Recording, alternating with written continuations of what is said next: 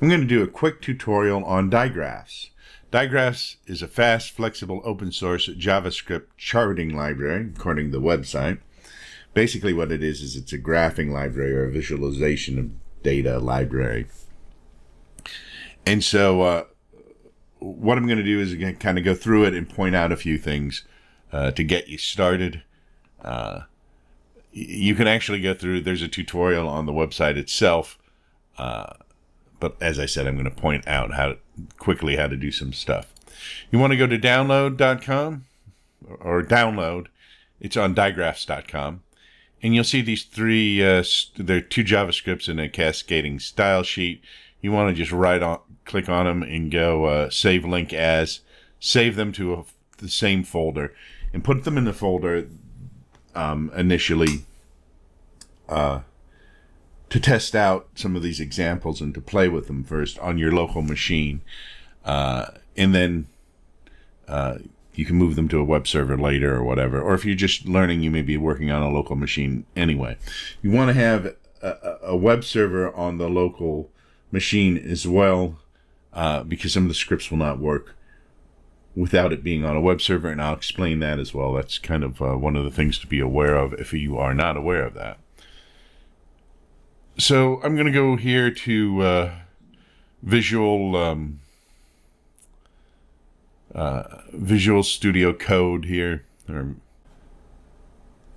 we're going to go to example 1. Now the first thing you need to do is you need to include the JavaScript and the CSS. My recommendation is, there's actually on the website, it will tell you where you can get it off of another server, so you don't have to host it on your local server. But the easiest way when you're starting out is just to put this in the same folder as you're doing your example and kind of test scripts on your local machine. Then you don't have to worry about the path on it. When you have it on the server, you really want it probably on a different path from the local, from where the actual script is. So once you have those things set up on it, you need to make sure you have a division set up and a name for the division. This is a very simple example. So there's just one kind of division right here. There are other examples on the website as you get into more complex things. This is the basic function right here and everything. One thing to be aware of when you type this stuff in is that right here, document get element by ID. You need to make sure that this ID is the same ID you're using for your division. Because what happens is it draws the graph and it puts it into that division. It's basically like a box for it to put it into on the web page. All right, so the first example, what we're going to do is we're going to just type the data into the script. The other examples, I'm going to show you how to get the data out of a file and how to get it out of a URL. So if we go through this real quick, this is in comma separator, comma delimited format. And that's what you would want the file in if you're using a file. But the first line is going to be what the data is, the headers, basically. So we're using date and count as our data. And so that's the first line. The next line is the data, so we'll have a date, comma, and a value there. You'll see that this information is in quotation marks, and at the end of the data there's a /n, which means line return, and at the end of each line except the last one there's a plus, and at the end of the last line there's a comma, and that comma says, blocks that off, and the information after that comma is going to be options, which will be used to change some things, as we will see on your graph, the way it's formatted and stuff. Make sure all of this is correct. If you have if you're missing a comma or a plus or something, it may cause it's that the graph draws, but there's no data in it. So that's something to be aware of if you're not aware of that already. So after this last comma, there are these curly braces, and in those curly braces is where you put your options. Right now we have them commented out in this script. So let's take a look to see what this script actually does. It puts the basic graph up. Nothing special. It's plotted these lines. If you actually click, hover over the data point in the graph, it will write up in the top corner what it is. So this is a basic graph without any formatting. So what we're going to do is we're going to go back here, and we're going to remove some things to show you. So let's say we want this graph resizable. We're going to remove this thing here, and we're going to where the comment marks, and we're going to make it resizable both, which means both axes, and we have a comma after it. We're going to save it here. You have to make sure when this is on a web server locally, as I said, you have to make sure that you have write access to that folder when you're doing it, just as a warning if you're not aware of that, because if you don't, it won't save the changes to that directory, and you need to make sure you're saving to the directory that's on the web server and not a different directory. So those are just things to be aware of. All right. I'm going to hit reload here, and now we have this little thing in the corner, and we can resize it. Very nice. So that's a nice feature. That's probably an option that you want to put in by default.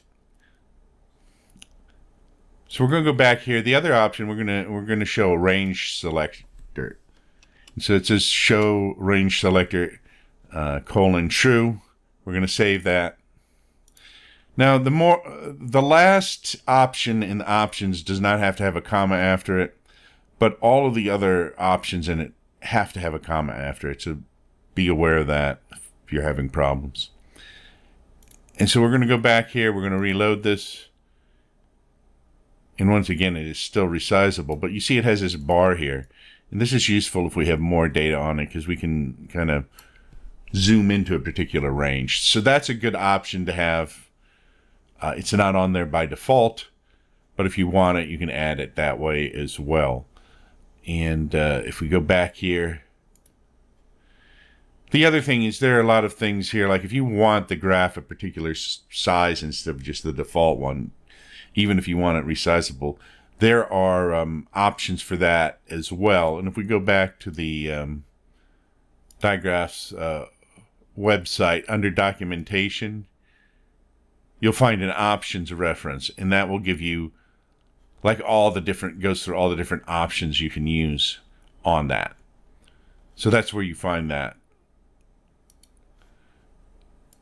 But basically, what I've given you here is once you know about the options here, you just have to experiment with putting them in, make sure they're in the right format, you're not missing a comma at the end of any of the options that are above the last option. I think you can actually put a comma after the last one as well, but that's optional. And so that pretty much tells you how to use it, except now it would be really good if we could just pull that information from a file or a source. And so the first thing that we can do is we can go to example 2, and you'll see here, instead of putting all the data in here, we just put in quotation marks the name and the path of a CSV file. Now this will only work on a web server. So I have this file in the same folder right now as the script, but typically you would probably put it in a different folder, and that kind of helps with security as well. And so, but for the purposes of example and figuring it out initially, it's just good to put it in the same folder as the script is. So you don't have to worry about if the path is correct. But this has to be on a web server, as I said. If you try to do this from the folder, it won't find it, and you'll get no data in the graph. So we're going to go back here, and we're going to go to example number 2. And I left this bar down here, and it's just resizable and everything. So the only thing I changed is that this is taking from just a delimited file, just a text file, basically. And so we actually have more data in this particular file. Now, real quick, I will show you example 3. Now, example 3 is you can actually put a URL in here, and it's in quotation marks once again. And this is localhost, so you can, which means it's running on the local machine right here. It's under a folder called Digraph. And here's the file again. In actuality, this is the exact same file as example 2, but it's 2 different ways that you can access it. This accesses it kind of directly from the folder. This accesses it by going kind of over the internet to the file, or going on the file through the web server itself. So either of those ways work. The nice thing about being able to use a URL like this is if you have an SQL database, you could set up a dynamic file of some sort to create or pull in the data in the correct, as long as it's in the correct format. It can read and update the data. So if you have a script and it just does a range of the last 3 months, it will update it whenever somebody accesses it. So you can set it up so it does that as well. And so just to show you that real quick, if we go over here, this is an example. It looks exactly the same. And we can resize it and everything, and we can move these little bar around there to change the range on it.